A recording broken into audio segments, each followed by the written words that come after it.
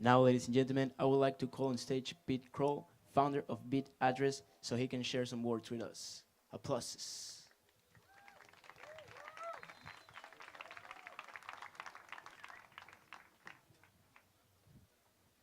Thank you.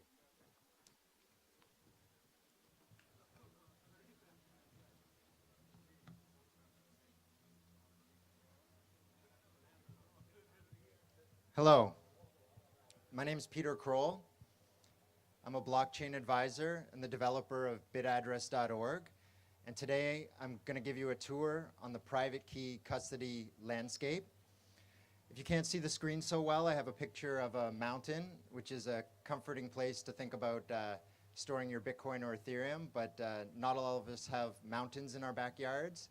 So today we're going to see what people are doing specifically in the enterprise space for storing cryptocurrency. If you've been paying attention, Bitcoin and Ethereum have gone up 10 times in value since the beginning of this year, 2017. And the biggest question I always get is, if I buy cryptocurrency, how do I make sure it's not stolen? So first we're going to take a small, go over some history, take a small tour through a history lesson. And it starts in the time before time, which is kind of a reference to Planet of the Apes, if you're a fan of those movies. But I seriously mean it. Recorded history started in January 2nd, 2009. Before that, we have no evidence about the mutability of history. So history before the Bitcoin blockchain can be changed. We see examples of that in the world, like in North Korea, where people don't get access to true information to make the right decisions in life. So January 2nd, 2009, Satoshi Nakamoto invented the Bitcoin blockchain. And in fact, we don't even know the source code that ran the very first version of the blockchain, because the source code predated the blockchain, so there was no way to timestamp that code into the blockchain. Moving forward to 2010, we saw the first Slashdot article about Bitcoin, and the community started to get bigger. Roll forward to April 2011, and the second Slashdot article came out. That's when I discovered Bitcoin. A couple months later, in June 2011, a miner was hacked, and he lost 25,000 Bitcoins. And this was huge news for the community and quite scary for everyone. That same month, Mt. Gox was hacked. And later we found out it was the second time Mt. Gox had been hacked. And how the Bitcoin Core developers responded to this was to prioritize two things. Firstly, to encrypt the wallet.dat files, which happened quickly. And secondly, to set up a multi-signature transaction protocol, which they admitted would take several years before it was production ready and rolled out. And in September 2011, I created the cold wallet offline paper wallet system and invented the Bitcoin paper wallet as a way to safely store your Bitcoins away from remote hacking.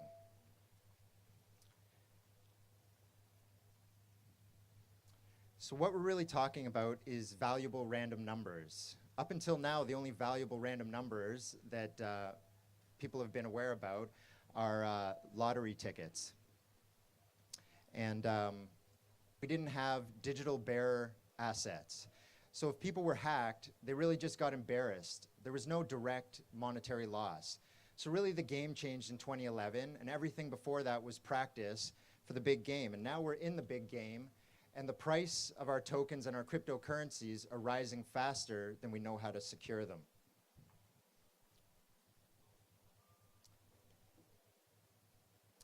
So let's talk about the difference between personal and enterprise custody, because today we're really here to talk about enterprise custody.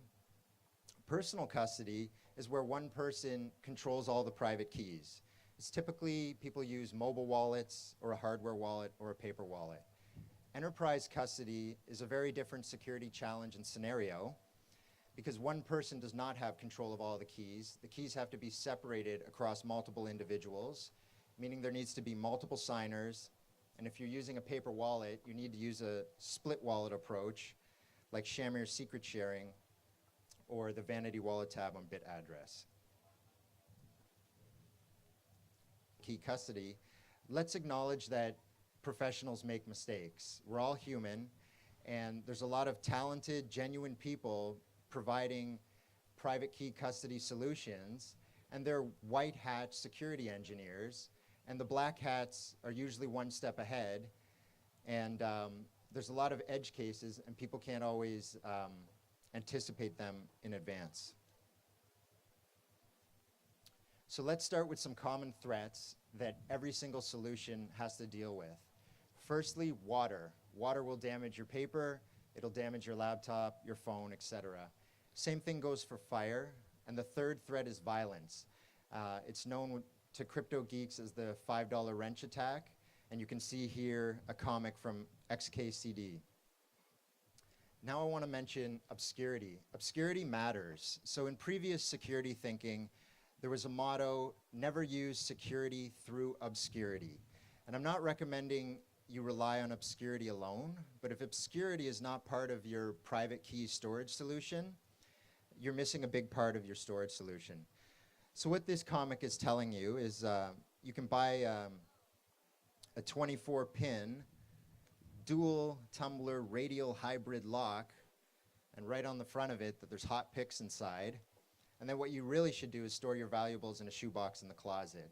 And the punchline of this joke is the only thing inside the vault is a 5x5 unsolved Rubik's Cube. So now let's talk about cold versus hot. I'm sure a lot of you have heard these terms, hot wallets, cold wallets. And the reason this terminology came about was to spread the understanding to not put all your cryptocurrency in one place. And if you're providing a business solution, you typically have to have some cryptocurrency online in a hot wallet. I don't think there's widespread agreement on what is a cold wallet, so I'm going to give my personal definition of that. A cold wallet truly is a device that cannot be accessed remotely. For example, a paper wallet. If you think about a hardware wallet, it's a cold wallet when it's unplugged, and when you plug it in, it's a hot wallet. So you should always keep that in mind. Now let's talk about the first few examples of the cold versus hot wallet approach.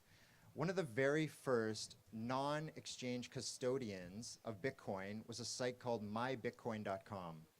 They deployed a hot wallet and a cold wallet. 50% was in the hot wallet, 50% was in the cold wallet. They got hacked, allegedly.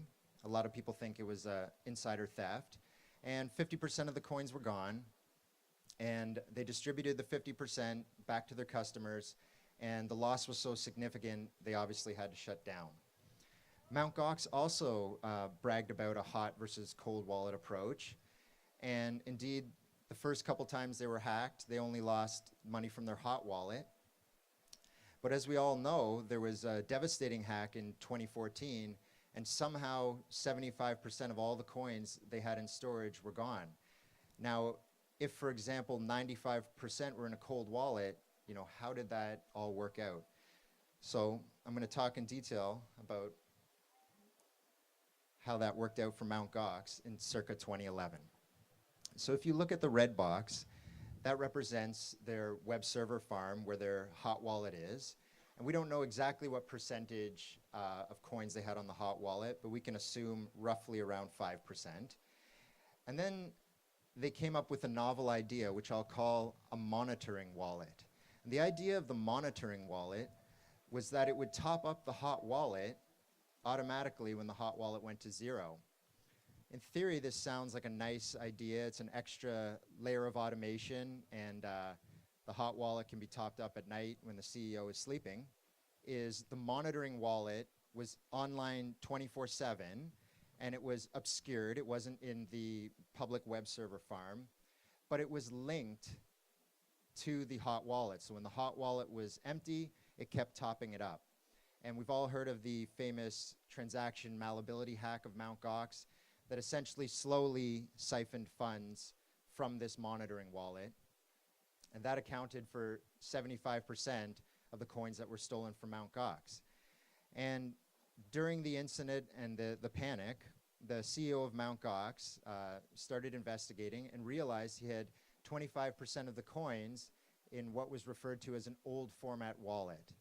And what we can gather from that was it was a wallet.dat file from an older version of Bitcoin Core that was likely stored on an encrypted hard drive separate from the public web server farm. And that hard drive was likely plugged into the CEO's desktop or laptop, and those funds were sent to the bankruptcy proceedings. The story, it's a personal custody story, but it's enterprise grade because Jared Kenna is an early adopter from 2010, and he also ran a Bitcoin exchange called Trade Hill, which only existed for 6 to 9 months in the early days in 2011. In late 2016, there was a lot of well-known Bitcoin and cryptocurrency people that were targeted. They were targeted by a new type of hack that we had not seen before, which is SIM card porting. It's also known as an SMS hack. Essentially, a remote hacker can fool your telecom company into porting your phone number onto some other person's SIM card, and then they can get access to your email. And from there, they can get access to all your exchange accounts, reset your passwords and everything. And they managed to get access to Jared Kenna's Windows Live cloud-based password account. So many people use Windows, which is not really a cryptocurrency compatible operating system. And Windows really tries to force you to use their cloud login. So if your email is compromised, that means people can get into your laptop or desktop. So Jared plugged in his encrypted hard drive into his laptop, which by his own account he rarely used. And since he was a victim of this attack, there was a keylogger on his laptop, and it stole all of his Bitcoins, his whole fortune, which was a lot. You can imagine he was involved in 2010 when Bitcoins were less than $1. Sadly, what he was left with was only the Bitcoins on his mobile phone. So the lesson we should take from this is mobile phone wallets are many more times secure than desktop wallets, if you use the right ones that the companies recommend you using, like Mycelium or Bread Wallet. The reason mobile phone wallets are more secure than desktop wallets is because mobile operating systems isolate the apps. So if you get a rogue app on your phone, it's going to have a hard time accessing the data from your Bitcoin wallet. So the cold wallet, what approximately of funds at the enterprise level? Some people are using Electrum, which is a great piece of software that allows for online and offline signing. So they have an online version of Electrum on one machine and an offline version on another machine. And they communicate from one machine to the other using a USB. This is a better solution than using one machine alone. But please remember, if you use a USB from an online machine to an offline machine, your offline machine is not truly offline. USB is a primary source of virus transmission, and once your online machine is compromised, it will compromise the USB and compromise your offline machine, get access to the keys, and when you move the signed transaction back to the online machine, all your keys will be remotely sent to the hacker and you'll lose everything. Another software is called Armory. It's a very similar solution to Electrum, but you need the full Bitcoin blockchain. I've also heard of people using Bitcoin Core and doing the raw multi-signature transactions that way. And I actually heard of a scenario where there were 3 signers, but they were using 2 laptops, one online laptop, one offline laptop. If you think for a moment about that, it should sound wrong to you. The idea of having 3 people sign a Bitcoin transaction is to avoid a single point of failure. And if all of those 3 people plug their private keys that are on their USB device into the same laptop, that's your single point of failure, and all your funds can be stolen that way. A widely used solution for cold wallets is also paper wallets. Bitaddress.org is one option, and also Ian Coleman's BIP39 mnemonic tool is great as well. Ledger and Trezor are great products. I'm a really big fan of hardware wallets, but hardware wallets alone are not an enterprise-grade solution. Some of you may have read recently in the last few days that a gentleman had his personal Bitcoins on a Trezor. He had about 7 Bitcoins, and he forgot his PIN, and he had mismanaged his mnemonic. It was written on a sticky note, and his cleaning lady threw it in the trash when he left it under his daughter's pillow. The promise of Trezor is it protects you from remote vulnerabilities, but also from physical vulnerabilities. And in this case, unfortunately, there was an edge case not anticipated by the Trezor developers, and there was a vulnerability. And for the cost of 1 Bitcoin, this gentleman was able to hire a teenager to compromise the device and get his funds off of that. If you can imagine 5,000 or 15,000 Bitcoin stored on a Trezor, and the cost to physically compromise it is 1 Bitcoin, it's maybe not the right solution alone for an enterprise wallet. But using a hardware wallet in combination with other tools is a much better solution, which I'll get to later, which is multi-signature signing from multiple devices. So before we think multi-signature is the solution to all our problems, really how you deploy it is also important. So I want to talk about multi-signature done wrong. A typical organization, if they're looking to store Bitcoins and self-manage their custody, they might think, hey, let's give keys to 3 trusted executives, and if 2 of those 3 executives sign the transaction, then everything's okay. And maybe they'll use a software like mSigna, which is a great desktop wallet for Bitcoin or Litecoin multi-signatures. But in your typical organization, probably 99% of organizations, some people on your IT staff have access to all the executive machines. So if a single person has access to the keys on the 3 signing machines of the executives, that's your single point of failure. It's your IT staff risk. So please keep in mind, most organizations are not ready yet to store. Let's talk about another really famous case of multi-signature gone wrong. In 2016, Bitfinex, one of the world's largest Bitcoin exchanges, was hacked and lost $60 million worth of Bitcoin at the time. In today's valuation, that's probably $700 million. They tried something novel that they thought would keep regulators happy and keep customers happy, which was to create a multi-signature setup that isolated customer funds. But by doing this, they had 100% of their keys on their online hot web server wallet.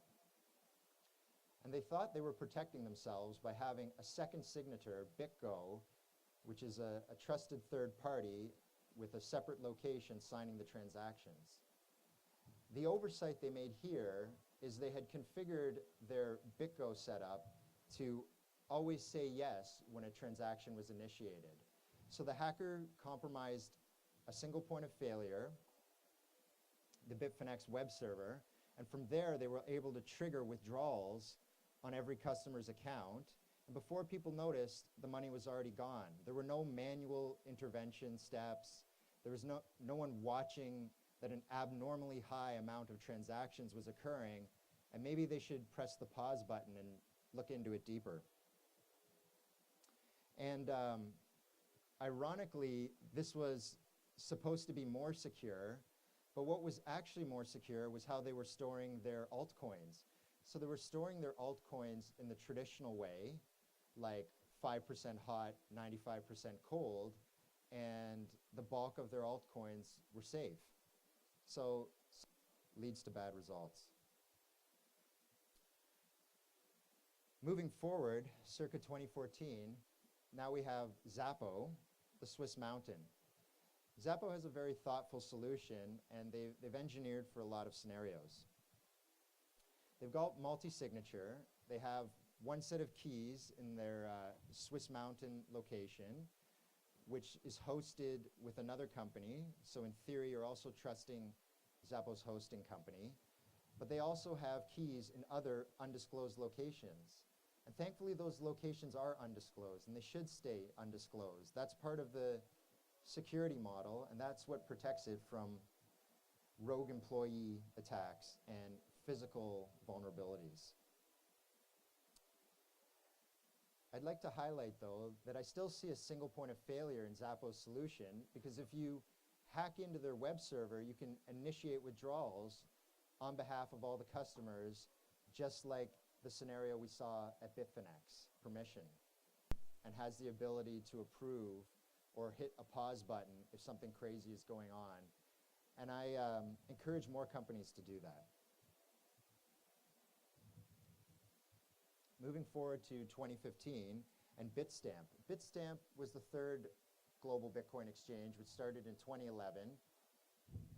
And they employed the simple tiny percentage in the hot wallet, large percentage in the cold wallet. They don't disclose exactly what the percentages are, but they had a small enough amount on their hot wallet that they were able to survive the hack.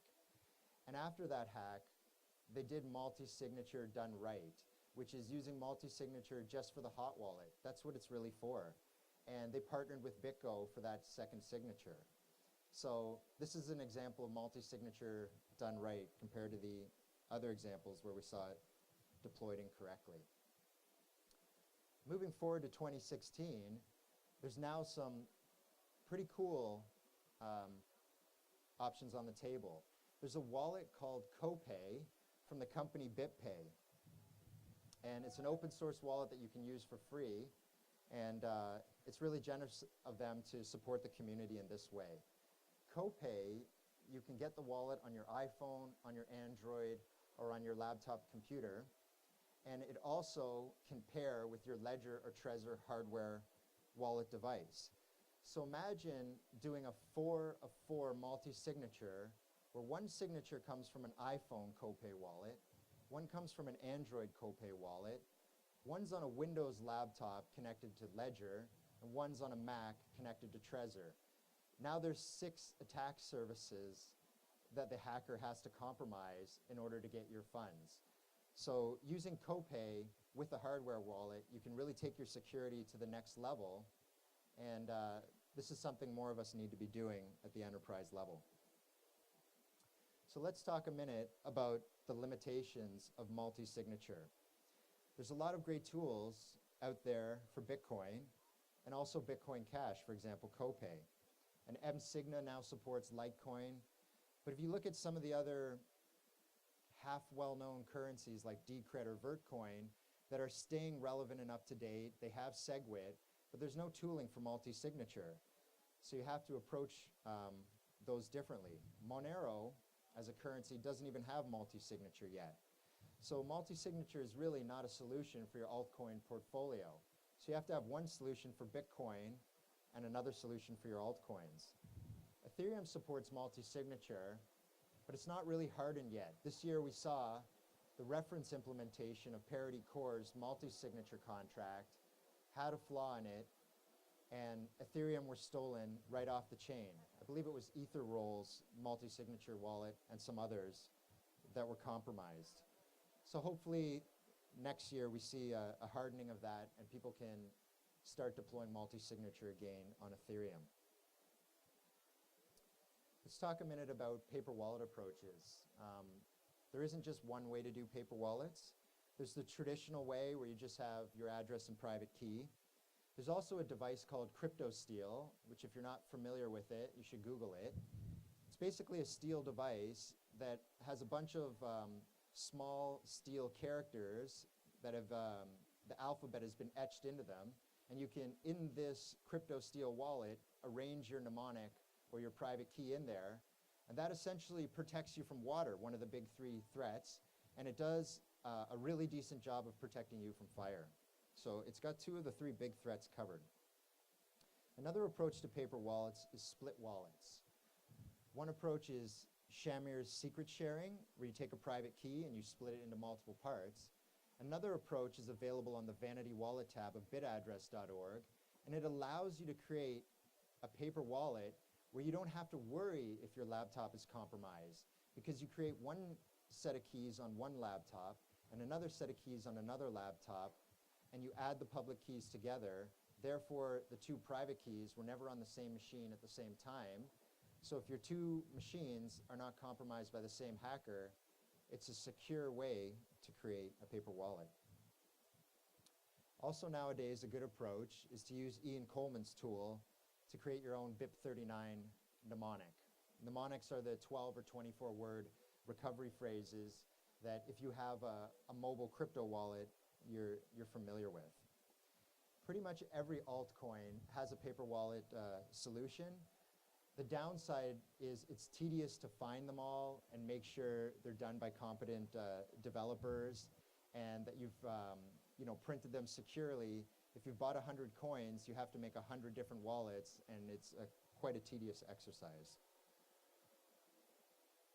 So this week, Devcon 3 is going on, and I know there's a lot of Ethereum people and Ethereum fans in the crowd, and I want to talk a little bit about my Ether wallet and Ether Delta. So recently, in the last couple months, there was an Ether Delta hack. It was a code injection attack. What the hacker did is he created his own ERC20 token, and the name of that token was a bunch of JavaScript code. And then he finds people in a Telegram chat, and he messages them, and he says, hey, I'm going to airdrop you some of this new ERC20 token. And like, who's going to say no to free money, right? So people say yes to the free money, and now it's in their Ledger or Trezor wallet. And they go to Ether Delta, and in this case, it actually wasn't related to Ledger or Trezor, but the people who were vulnerable were not using hardware wallets. Their private keys were in the browser's session. And that little JavaScript snippet that was embedded in the name of the token was designed to steal the private keys out of the browser and send it to the attacker. Ledger or Trezor, you were safe from that hack. But there's a theoretical threat that's out there that could be coming next. And that is to fool you into approving a transaction on your hardware device. For example, if I use my Ether wallet with my Ledger Nano S, and I go to send someone an ERC20 token, on the device's screen, I will not see the recipient's Ethereum address. I'll see the contract address. And I don't think anyone in the audience has the contract addresses memorized for ERC20 tokens. And the device will also tell you you're sending 0 Ethereum. It won't tell you the name of the token you're sending or the amount. So if there was a code injection attack on my Ether wallet, and you thought you were sending 5 Civic tokens, but meanwhile you were sending 10,000 SALT tokens, or maybe all of the ERC20 tokens in your wallet, you would just blindly approve that because you had initiated the transaction on their site, and you wouldn't be able to tell something was going wrong on the physical display of the Ledger Nano S. So the lesson to take from that is the security tools that we're using today have not caught up with the threats that are out there and the prices of the cryptocurrencies we're storing.